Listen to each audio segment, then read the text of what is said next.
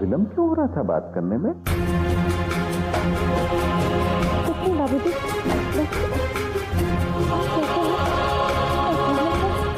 हम तो सब स्वस्थ हैं बेटा, तुम बताओ। बाबूजी और विशाखा?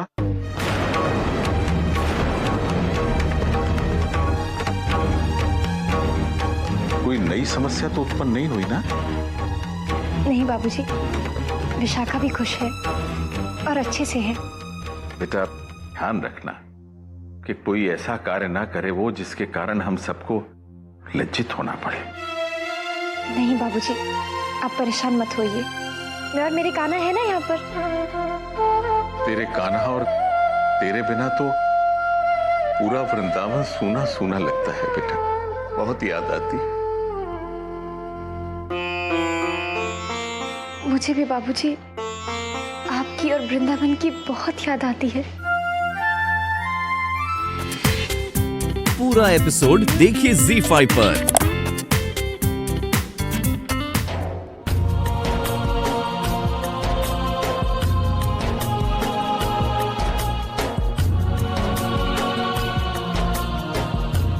बिरजू जी भैया, आप चलिए। है भैया।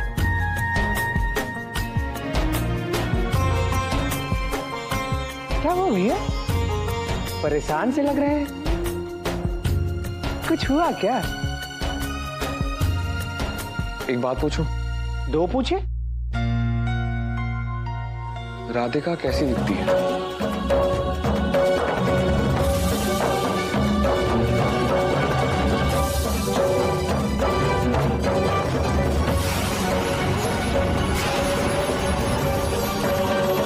काली काली,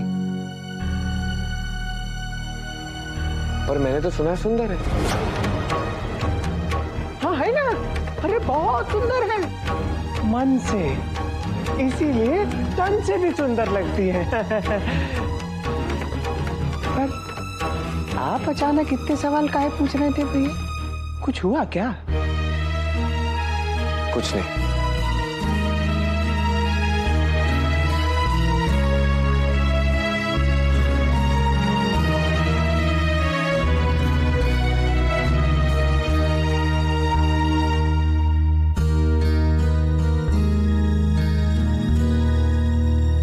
फोन उन्हें दे दीजिएगा।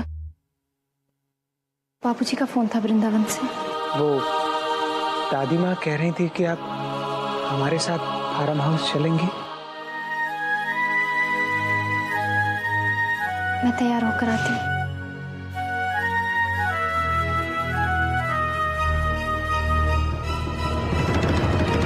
सारी महिलाएं आ गई हैं जानकी जी? हाँ, अरे राधिका कहाँ है? आ गई। अब बेटा गुरु माँ से आशीर्वाद ले।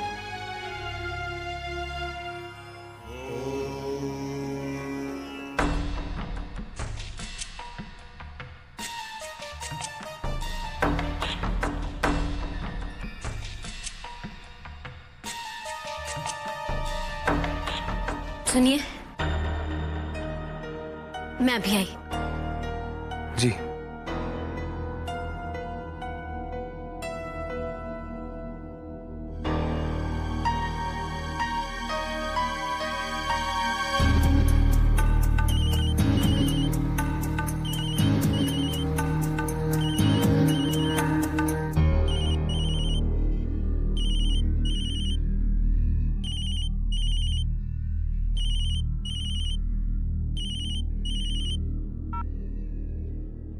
हाय क्यूटीज। कौन बोल रहा है? हेलो, कौन है?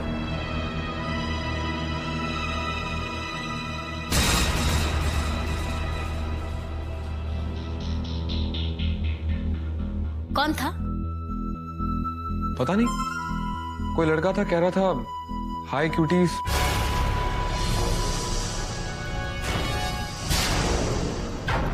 शायद रॉन्ग नंबर ही होगा। शायद।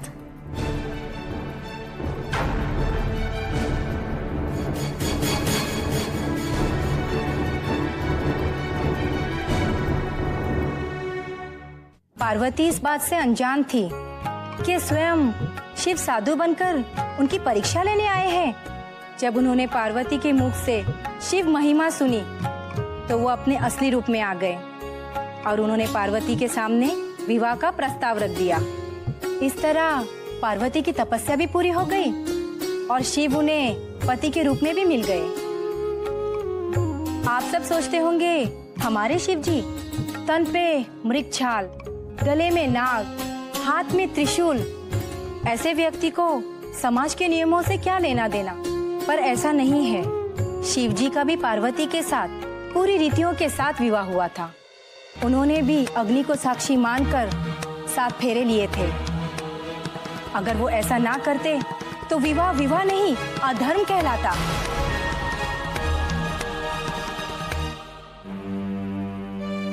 हम दोनों ने अग्नि को साक्षी मानकर 7 फेरे लेकर शादी की। फिर आज अकेले में हम दोनों को अजीब नहीं लगना चाहिए। हम दोनों अजनबी नहीं, पति पत्नी हैं।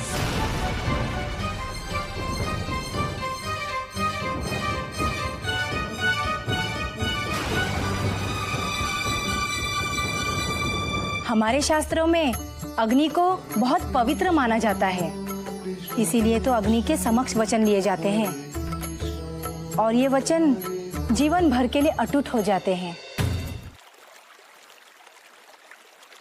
आप यहाँ आने के लिए तैयार हो गई, मेरे लिए यही बहुत बड़ी बात है। अब हमें इस रिश्ते को आगे बढ़ाना होगा, उन रस्मों की खातिर जिनसे हम बंधे हुए हैं, उन फेरों का मान रखने के लिए जो हमने साथ में लिए थे, उन कस्मों की खातिर जो हमने अग्नि के सामने ली थी।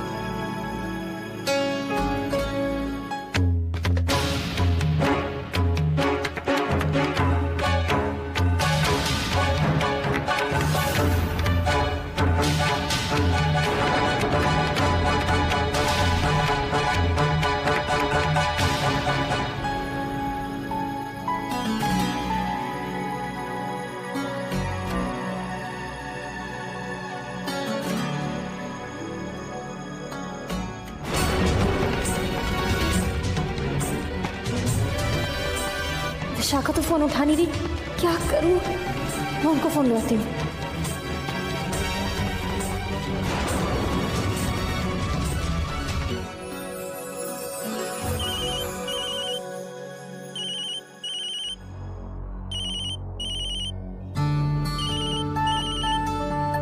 घर से फोन।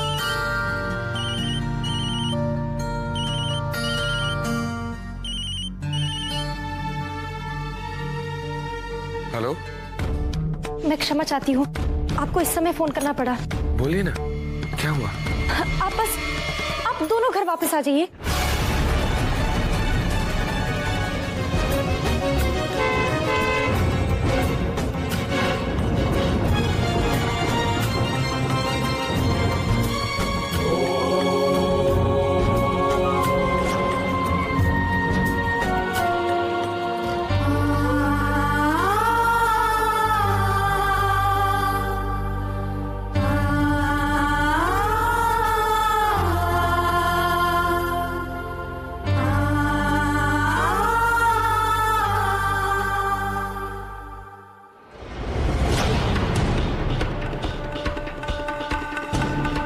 आपने हमें इतनी रात को वापस बुला दिया। यहाँ पर सब कुछ ठीक तो है ना? जी सब ठीक है। तो फिर बताइए ना, आपने हमें वापस क्यों बुलाया? वो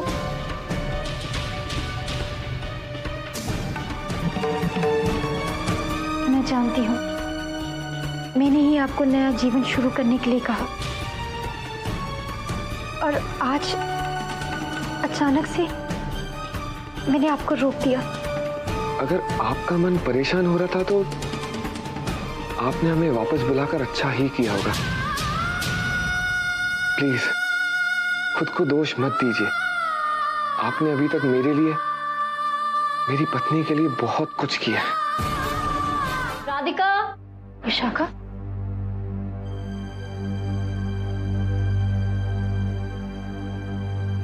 क्या नाटक कर रखा है तुमने?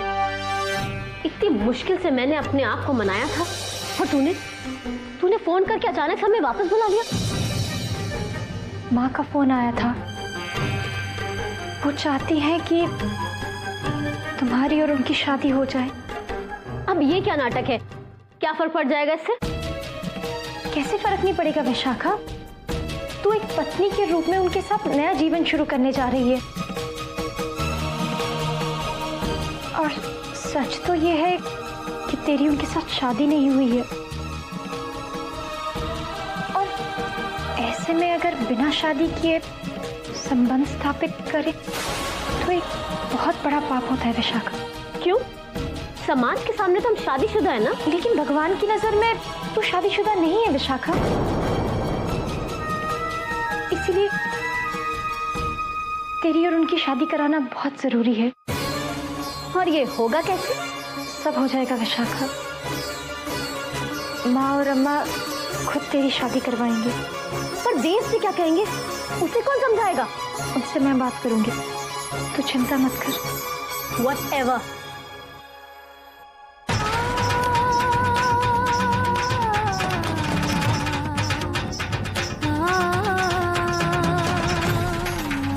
देव और विशाखा हरिद्वार के मंदिरों के दर्शन करने जा रहे हैं। अरे शादी के बाद कोई न कोई वजह से ये यात्रा चलती ही रही। माँ जी शायद इनका जाना अभी लिखा हो। अरे देव से बात हुई? नहीं, बात नहीं हुई है। एक बार फोन लगाऊं क्या? नहीं रहने दो, परेशान मत करो। जब एक दूसरे से फुर्सत मिलेगी तो वो खुद ही फोन कर लेगा।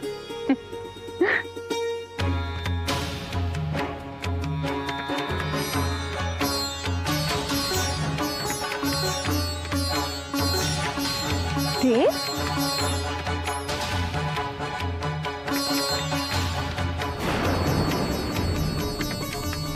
अरे तुम लोग इतनी जल्दी वापस आ गए? क्यों रे, झगड़ा वगड़ा करके आया क्या? नहीं दादी माँ, ऐसी कोई बात नहीं। आपके बिना ना मन नहीं लग रहा था। अच्छा, अब अगली बार जाऊंगा ना तो आपको लेकर जाऊंगा मैं। ना रे बाबा ना, अब इन बूढ़े पैरों में शक्ति नहीं है तेरे साथ घूमने फिरने की। अब देखना, अपने मंदिरों के दर्शन के लिए नहीं जा पा रही हूँ, तुम दोनों को ही जाना होगा।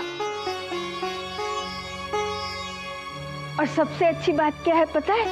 क्या दादी माँ? अक्षय तृतीया के दिन तुम दोनों हमारे हरिद्वार वाले शिव पार्वती के मंदिर में दर्शन कर रहे होंगे। ये दिन और ये मंदिर दोनों ही सुखी वैवाहिक जिंदगी के लिए बहुत शुभ माने जाते हैं। दादी माँ, मुझे कुछ फाइल्स चेक करनी है।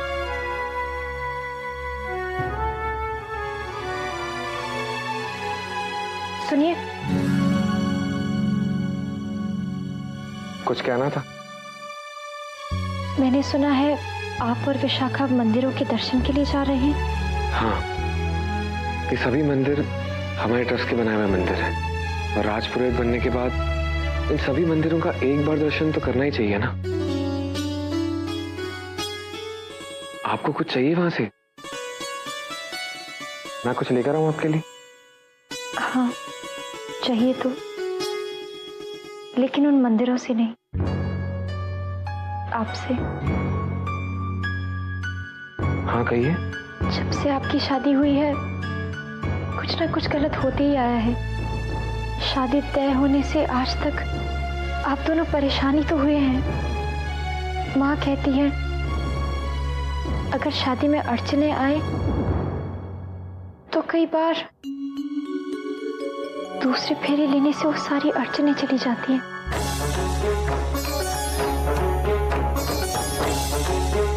मिठाई तो तूने ली नहीं सविता। अरे मिठाई तो हम खाएंगे ही। पोती का ब्याह इतने बड़े घर में करके आ गई और पोती के ससुराल में रह के भी आ गई। ये हुई की मिठाई है ना। और नहीं तो का सच कर, पोती को रानी बने देख के बस गंगा ना आया है।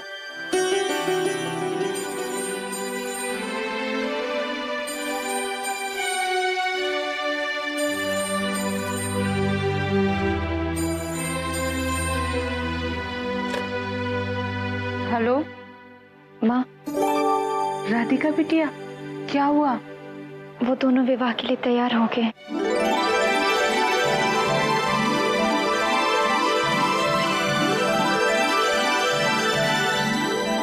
कोई खास बात है का? नहीं नहीं, कुछ खास नहीं है। चलो तुम बात करो, हम चलित हैं। अरे सविता, ये मिठाई लेके जाए। मिठाई चलो हम छोड़ आवत, घर में सबको मिठाई खिलाइए। जरूर खिलाऊंगी, जरूर। और सबसे राधे राधे भी कहियो। राधे राधे कहूंगी। दोबारा आना। जरूर आऊंगी, जरूर आऊंगी। हाँ, अब बता बिटिया। जी, अक्षय तृतीया के दिन वो दोनों हरिद्वार के शिव पार्वती वाले मंदिर में होंगे। आप दोनों भी वहीं आ जाइएगा। और बिटिया वो तो कल ही है ना? जी माँ। हमने तो तेरे बाबूजी से बात भी नहीं की है। कल विवाह करवाने हम कैसे पहुंच पाएंगे? पर माँ वो तिथि तो कल की है। सुनो, ब्याह हो जाएगा और इसी अखा तीज को हो जाएगा। तू फिक्र ना करियो। अच्छा रखती हूँ।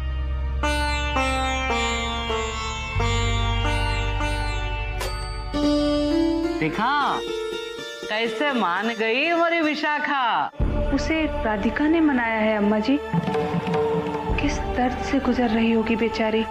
अपने ही पति को अपनी बहन से विवाह करने के लिए मनाया है उसने।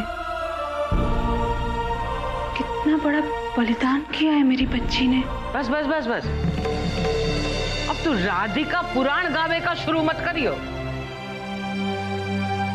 नहीं सोच कि लल्ला को राजी कैसे करेंगे।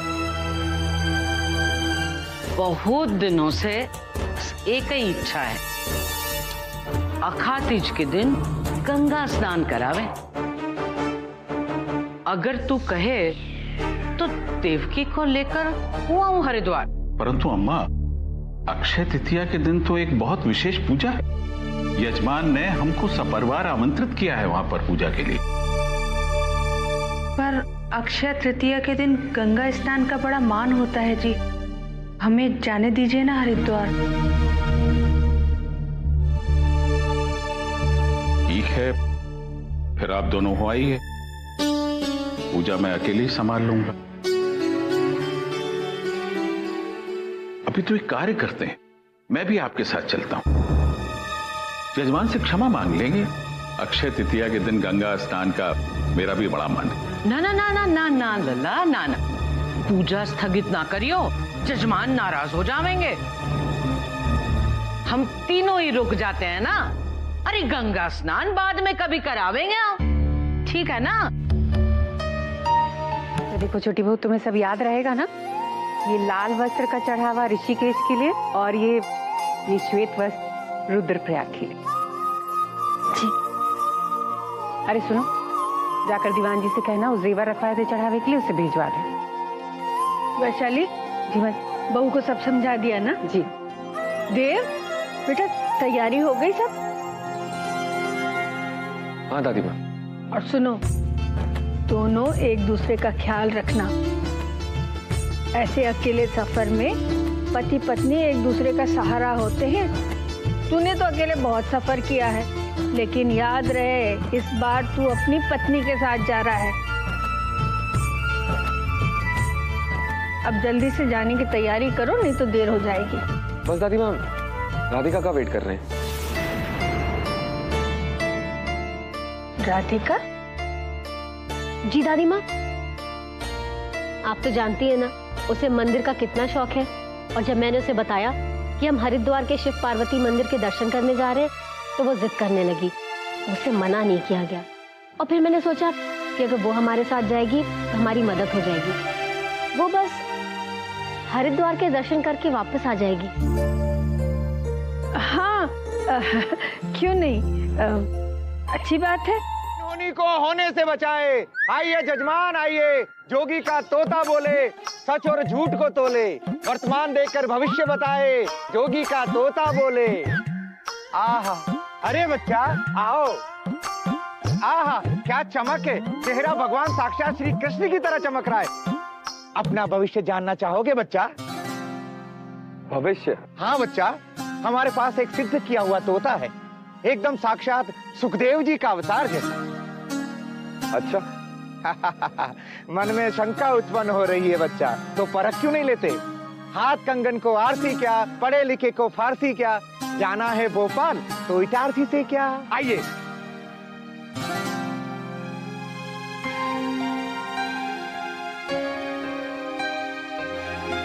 ठीक है, बताइए मेरा भविष्य। आइए आइए आइए आइए आइए। हाँ बैठिए बैठिए। तो सुखदेव जी महाराज, बच्चे का भविष्य बताओ। आओ आओ साईनाथ, बताओ।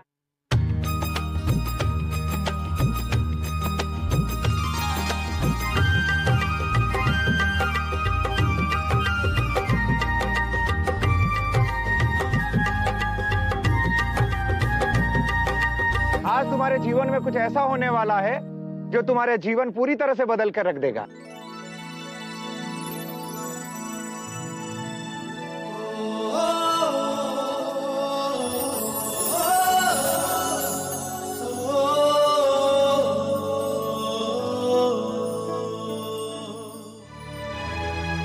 हंस क्या रहे हो बच्चा? हम सच कह रहे हैं, आज तुम्हारे जीवन में सच में कुछ अच्छा होने वाला है। मुझे भी कुछ ऐसा ही लग रहा है कि आज मेरे साथ कुछ अच्छा होने वाला है। मैं पूजा की सामग्री ले आई हूँ। बहुत अच्छा किया बेटे, कुछ प्रबंध तो मैंने पहले ही कर रखा है और कुछ हम दोनों मिलकर कर लेते हैं। आओ।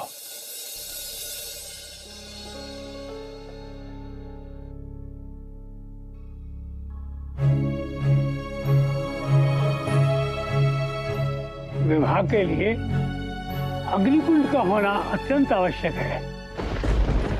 अग्नि को ही साक्षी मानकर विवाह किया जाता है।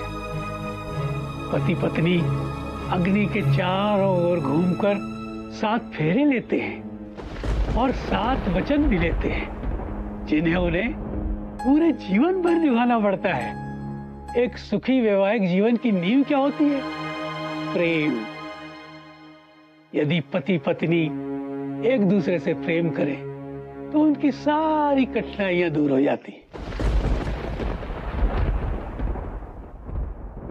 तो घूमने जाने के लिए विदेश जाते हैं, पर्वतों पर जाते हैं, समुद्र किनारे जाते हैं, और मुझे लाया गया है इस पुराने खंडर मंदिर में और रहने के लिए दिया गया है ये कचरा सा घर जहाँ पे सिर्फ मच्छर ही मच्छर है।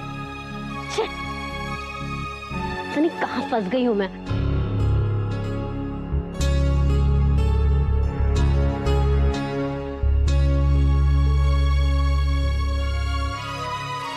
जी बहुत देर हो गई आपको? हाँ, वो मैं शॉपिंग करने चला गया था। ले लीजिए। जी।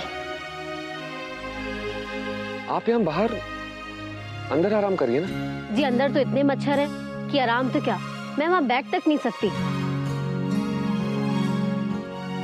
आज की रात बर्दाश्त कर लीजिए, कल शाम तक हम लोग यहाँ से चले जाएंगे। और जो ऋषिकेश वाली धर्मशाला है काफी अच्छी है। जी मैं कोशिश करती हूँ। जी।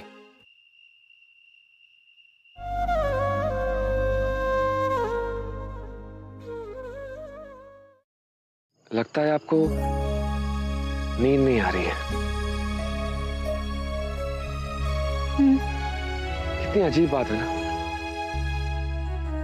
इतनी रात हो गई है और मेरी आंखों में थोड़ी सी भी नींद नहीं है और कोई परेशानी भी नहीं है, जबकि आज तो मैं इतने दिनों के बाद इतना निश्चिंत महसूस कर रहा हूं। ऐसा लग रहा है जैसे कुछ अच्छा होने वाला है। फिर भी पता नहीं क्यों नींद ही नहीं आ रही। ऐसा लग रहा है कोई मेरे आसपास है जो मेरी सारी परेशानियों को ठीक कर देता है।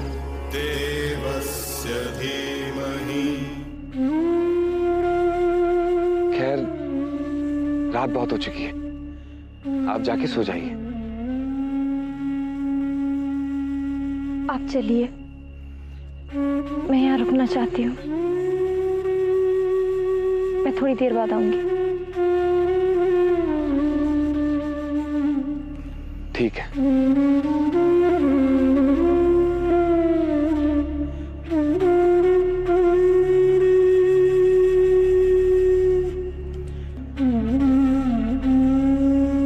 मेरी तरफ मुड़िए।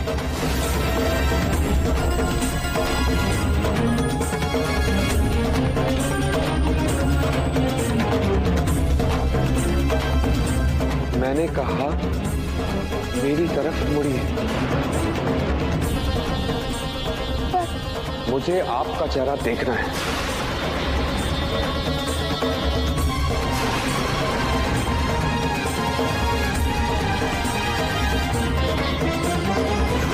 ये कैसी जिद है? जिद ही समझ लीजिए। मुझे आपका चेहरा देखना ही है। आपने तो वादा किया था ना कि आप मेरा चेहरा कभी नहीं देखेंगे, क्योंकि मेरी आवाज आपको उस लड़की की याद दिलाती है जिससे आप प्यार करते थे। अब तो आप अपना नया जीवन शुरू कर रहे हैं विशाखा के साथ। तो ये सब किस लिए? मुझे अपना वादा याद है, लेकिन अभी अभी मैंने एक झलक देखी है।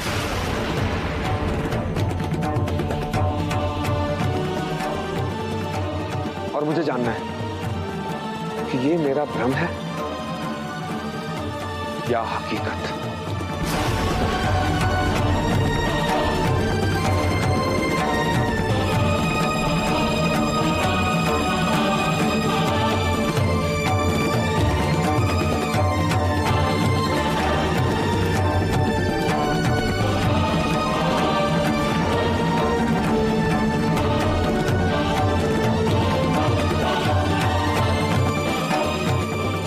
आखिरी बार आपसे रिक्वेस्ट कर रहा हूं, अपना चेहरा दिखाइए। मुझे चलना चाहिए।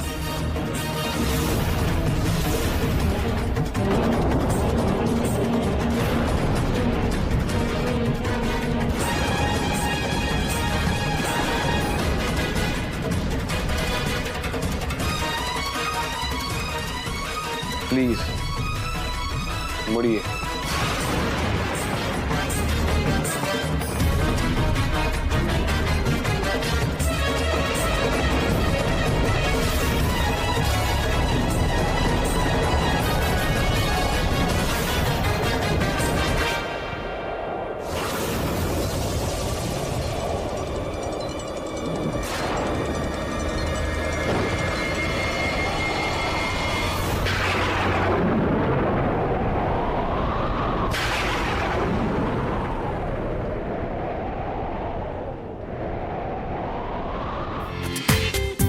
पूरा एपिसोड देखिए ZEE5 पर।